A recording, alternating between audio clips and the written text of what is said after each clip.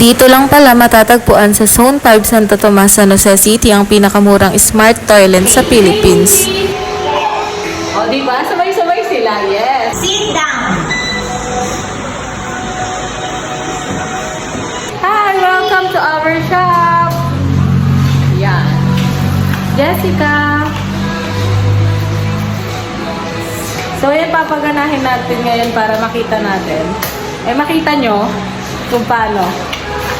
Using remote control. Ganda ba? This is the top version ng aming smart toilet. So, pwede siyang gumamit ng voice command and of course, yung remote control.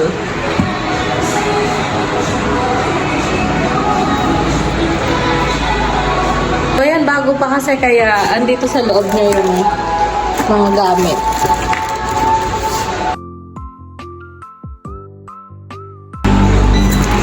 So, yan, may button dito. Pinupush lang siya. Ito rin, di-push hanggang dito. Tapos ito yung pinaka-top model. Ayan. Sensor lang siya. Ayan. You can tap. Hindi niya kailangan i-push kasi nasa sensor niya. Di pakita mo lahat yung parang pinaka-remote. Ito, may iba't ibang remote kada model. Magkakaiba sila. Kaya dapat huwag pagpalit-palitin. Baka hindi gumana. Sit up. Sit down. Cover down. Cover down.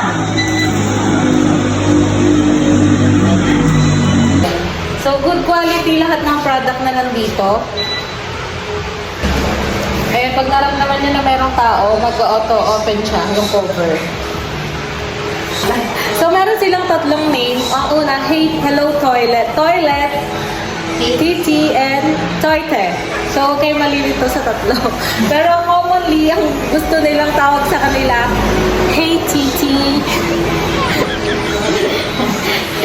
So, ayan guys. Okay na. Hey. Hey, TT! O, diba? Sabay-sabay sila. Yes. So, eto, meron dito, sa may voice control namin, yung top model. Meron siyang pwedeng tanongin dito. May kodigo kayo. So, hindi na kayo mahihirapan. So, bakit smart toilet ang pipiliin ko? Bukod sa convenient siyang gamitin, ayun nga, matalino siya. May tatawag sa yung master. Sa ma-upgrade din yung lifestyle natin ngayon, magagamit natin siya in everyday use. May mga nagtatanong din sa akin, paano pag walang kuryente? So, wag po kayong mag-alala kasi meron siyang extra battery na magagamit natin which is backup. So, nilalagay lang to sa likod ng smart toilet kapag walang power. Kasi kapag nilagay natin to, tapos meron namang kuryente, so masasayang yung battery. So, mas okay na isaksak natin tong backup niya kapag walang power talaga. Yung ginagamit na battery dito, ano nga ba? So, ito. Yung AA, apat na piraso siya magkabilaan para matagal yung magagamit. So, may mga nagtatanong din, malakas daw ba to sa kuryente? So, hindi po, mas malakas pa yung electric fan. Yung kinoconsume ng electric fan. Kasi yun, sobrang, kapag umikot siya, mas matakaw yung or mas malakas siyang humigop na kuryente. Yung kanina nung tinawag ko siya, sumagot siya. Hey, Kitty! Yes. Yan. Cover close. Hey, Kitty! Yes. Cover open. Cover open.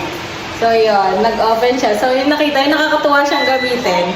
Bukod sa nakakalibang siya, yun, convenient siyang gamitin. Hindi na kayo mahihirapan. Pipindot lang kayo, makaka-CR na kayo. So, yun lang. Bye. Sana bumili kayo.